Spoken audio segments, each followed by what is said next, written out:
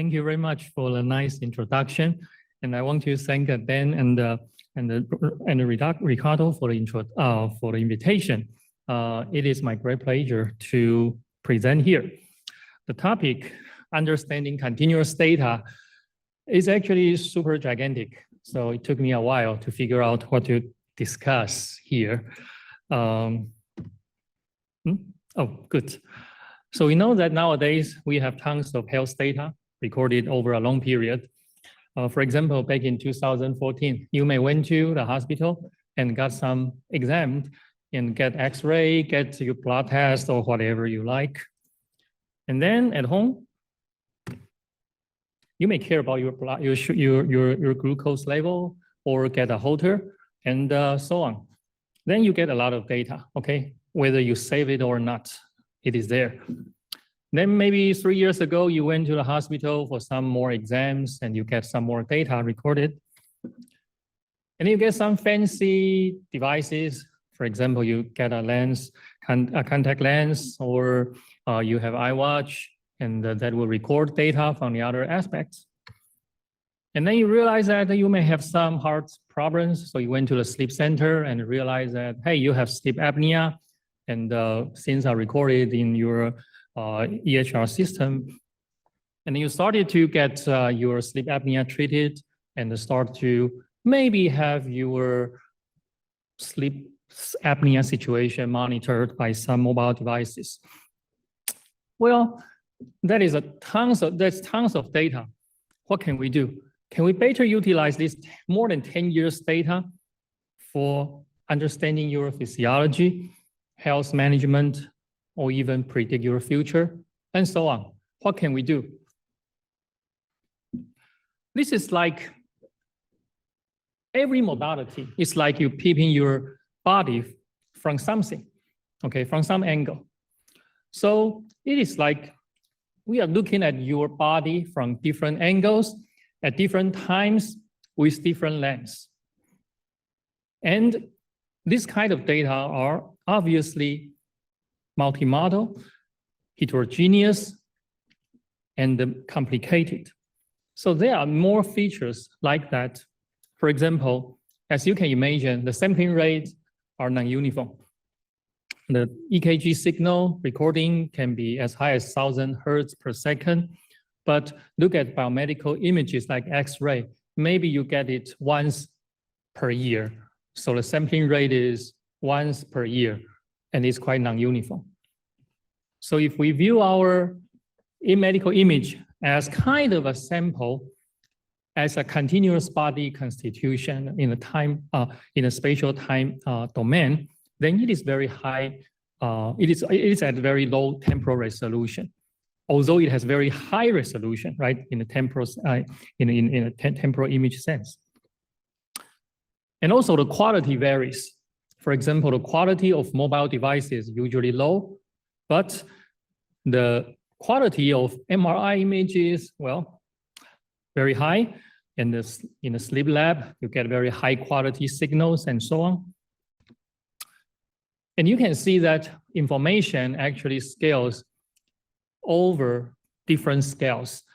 Yeah, some information is on a very short scale, like EKG signal or EEG signal. You can see sub-seconds resolution information, but over a 10 years period, you also get some very slow changes of your body constitution.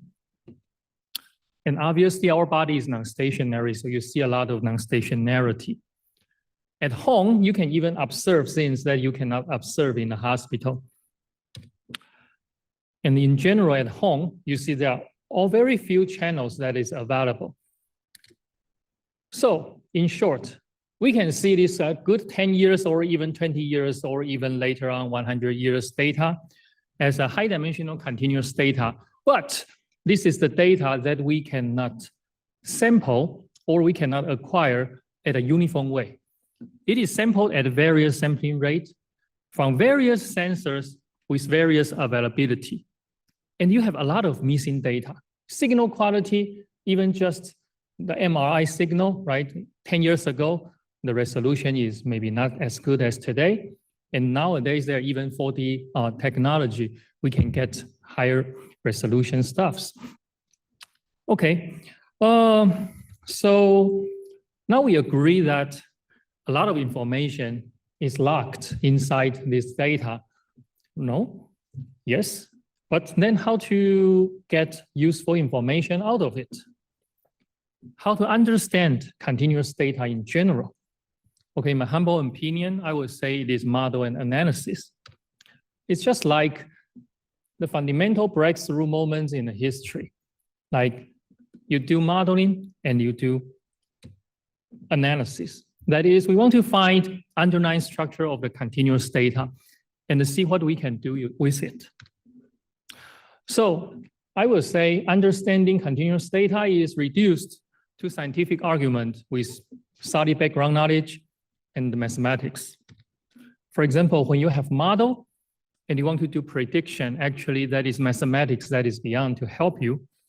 And hopefully someday, ultimately, with this kind of process, we can understand our physiology. Well, this is a very, again, gigantic topic. I cannot continue in this way and nobody will have interest. So I will simplify the discussion with a very specific example and tell you what we can do and maybe what we maybe, well, expect. So this is someone is sleeping. Okay, we want to understand his brain dynamics. Well, what we can do, well, can just record the EEG signal. And this is a recorded EEG signal. If you bring this EEG signal to a physician, a sleep doctor, he or she will read it and based on the pattern of the EEG signal and tell you, okay, what is your sleep stage? How does the sleep stage changes? What is your sleep dynamics? Do you sleep well? And so on. But if you look at this EEG signal, if you ever play with EEG signal, you will see this EEG signal is maybe not super friendly. First, you may see there are some small spikes. Those small spikes, physicians know how to filter them out by eyes. That's cardiogenic artifact. But what about this noise? What can you do about this? I think it is very difficult to do too much. And even if the signal is broken. So if you want to analyze this kind of data, the first thing first is you need to clean up the data. And there are several topics to discuss. I will focus on cardiogenic artifacts. So the troubles from cardiogenic artifact, if you do not handle it, well, physicians have very good eyes, so they can say, this pattern, right, repeated spike templates, oh, that is cardiogenic artifact, just remove it. It doesn't really hurt. But computer cannot do it. This is a typical spectrogram of the EEG signal that is contaminated by cardiogenic artifact. You will see some very beautiful comp structure in the frequency domain, isn't it? And that comes from cardiogenic artifact. If you do not handle it, it may come into your feature design and what you want to do with the EEG signal. So we proposed some algorithm that is interpretable based on our knowledge of the cardiogenic artifact and its relationship with EEG signal. What we know is if you have cardiogenic artifact, then you can see this kind of periodic pattern. And this periodic pattern, first, it does not oscillate with the same period. The period changes from time to time because of inevitable heart rate variability. Second, it is spiky. It is spiky. Okay, so we can consider a model called adaptive non-harmonic model to model the cardiogenic artifact. I will not go into details about what it is, okay? And then you see that with this signal, compared with no cardiogenic artifacts EEG signal, their time frequency representation determined by synchro squeezing, which is a nonlinear variation of spectrogram. They have very different patterns. Here you can see several lines, and here you just see random curves. So we can use these patterns to design some features so that we can just train a very simple, well-known support vector machine model to design an automatic cardiogenic artifact detecting algorithm. Okay, and this is the result. F1 score is 0.84. To my knowledge, it is maybe so far the best algorithm. So if I give you now a new EEG signal with some cardiogenic artifact here and without cardiogenic artifact, the algorithm will detect the cardiogenic artifact and tell us, hey, there are some cardiogenic artifact. Maybe you want to pay attention and do something. Once we know the cardiogenic artifact existence, then we want to remove it. That is our ultimate goal, so that we can study EEG signal. So what we do is, again, based on the modeling scheme and some algorithms. The model is called wave-shaped manifold model, which is based on a very fundamental observation. That is, if you put all the cardiogenic artifacts together here, you will see that they actually look very similar. They look very similar. However, although they look similar, they are different. They are different. Okay, this difference is so tiny that our naked eyes cannot well appreciate. Okay, so we just say, hey, there exist some structures, and this structure, we assume it satisfies some manifold model. And by a manifold, what you can understand it is as a surface, which is a nonlinear surface. But right now, it is on a very high dimensional space. And with this model, we can apply another algorithm called manifold denoising. And why do I say it is manifold denoising? Because in this case, we will view the artifact as clean samples from the manifold. As I mentioned, cardiogenic artifacts is modeled by a manifold, and the EEG are the background noise. And in this sense, we are able to take the low rank assumption of the manifold into account and apply manifold denoising. And if you are interested in details, the paper is published in a few years ago, 2-3 years ago, I forgot. And this is a reconstructed cardiogenic artifact. This is a reconstructed EEG signal. And if you take a zoom-in signal, you will see that the EEG signal before cleaning up and after cleaning up, they are quite different. And I would say the EEG recovered one is quite good to some extent. At least my neuroscientist collaborators do not complain, and they are happy about it. And if you take a look at the spectrograms, you will see that after the cleaning up, the spectrogram is normal. That is what they expected. Well, and because the model is established by us, we know what's going on, and we can further explore, is there any interesting structure inside the cardiogenic artifact? Maybe there is some, or maybe there's nothing. But we found that there's actually quite a lot of interesting information hidden in the cardiogenic artifact. First, you see, that is the ECG signal. You can get the heart rate information if it exists. Okay, and you can even get heart rate variability if you pay attention to the peaks. The peaks align so well, and this is reproducible in many patients. So you can get even heart rate variability. Then you may say, hey, your cardiogenic artifact removal algorithm may be a bit weird. What are those bumps? Right, you see some bumps. If you pay attention, these bumps, they look a bit suspicious, weird. And we realize that actually it is highly correlated with the T wave. So it seems that we can get the cardiac electrophysiological information just from EEG signal, which is very strange. I don't know why at this moment we are still asking. If we can get T wave information, can we get QT variability information out of it? If it is possible, then wonderful.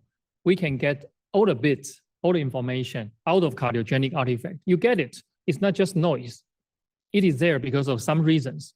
Can we better understand why cardiogenic artifacts exist or why not? Some people have it very strongly, some people do not. Some people have it for the first night of sleep, then disappear for the second half of the sleep. Then what's the reason? Okay, now we get the cardiogenic artifact removed. Now we want to study the EEG signal.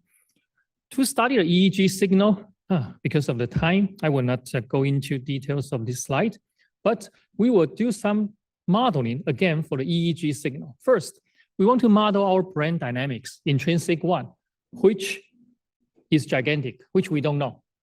And I believe nobody knows. But we will say the brain dynamics is modeled by stochastic differential equation supported on a low-dimensional manifold embedded in some crazy space, which is interesting, but inaccessible. We cannot get anything out of it.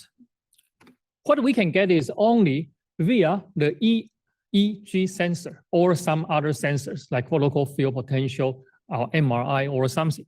But no matter what, we make an assumption that observation will give us the information that is diffeomorphic to what we should be able to see of the intrinsic sleep stages. And what we get is actually the EEG signal or is equivalent spectrogram or kind of nonlinear version of the spectrogram. Then with this dynamics, this relationship, that's weird. I mean, I don't know why yeah. Then what you can do is you can apply some dimension reduction algorithm called dynamic diffusion map under the manifold model I showed you before with the stochastic differential equation to visualize the 8 hours or even 10 hours EEG signal in a 3-dimensional video. So this is a video I showed you. You can see different colors, which are the experts labeled sleep stages.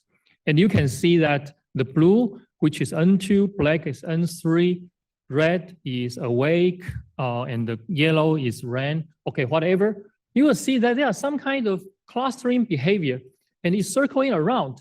And if you compare with the dynamics, sleep dynamics, you see they look very similar, isn't it?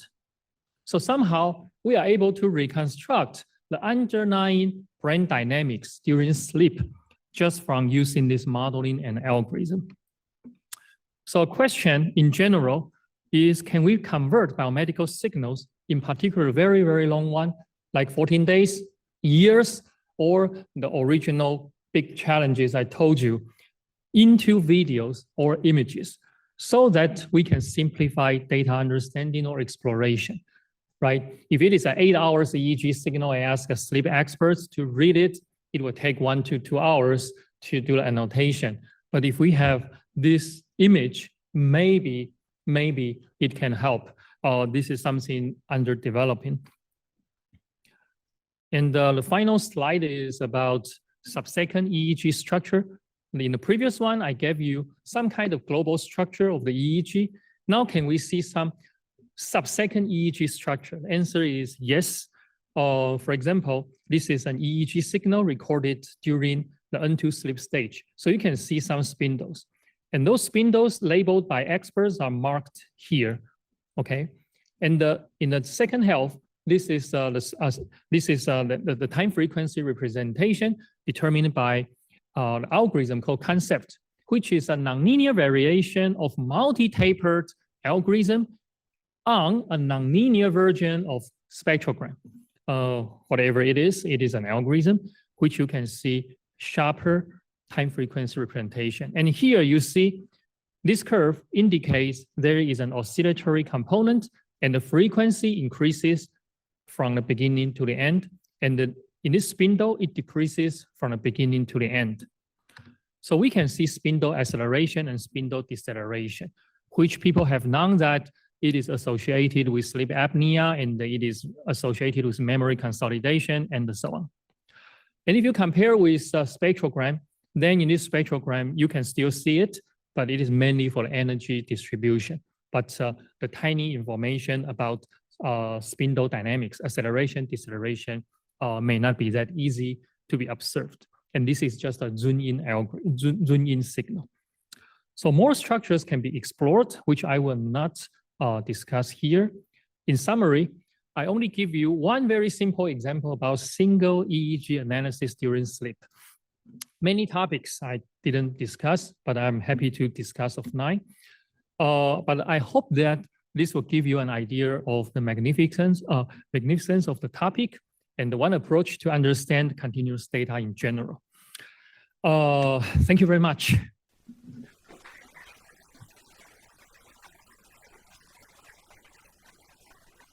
Thank you, Dr. Wu, for this great talk. Other questions from the audience?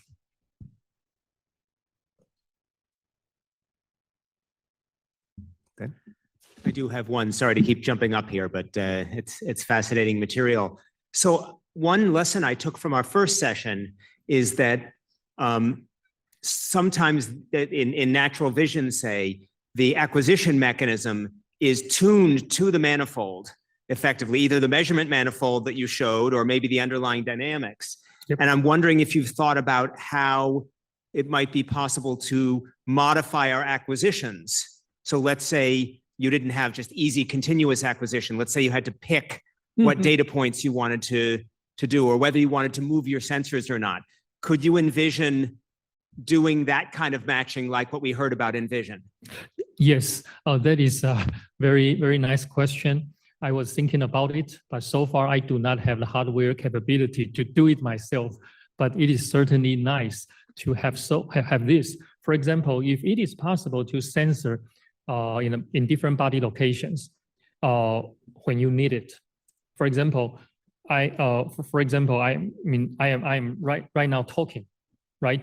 And if it is possible to collect my EEG data, then it is possible to link what I'm saying with my brainwave.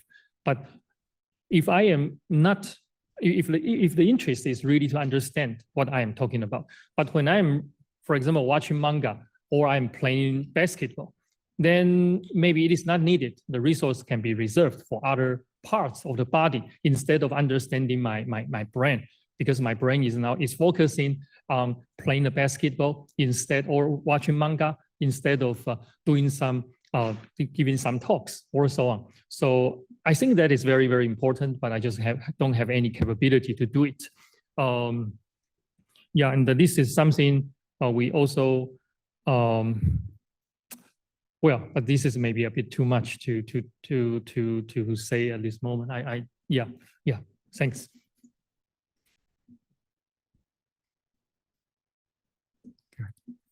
Hau-Tieng, nice talk. So I have 2 questions.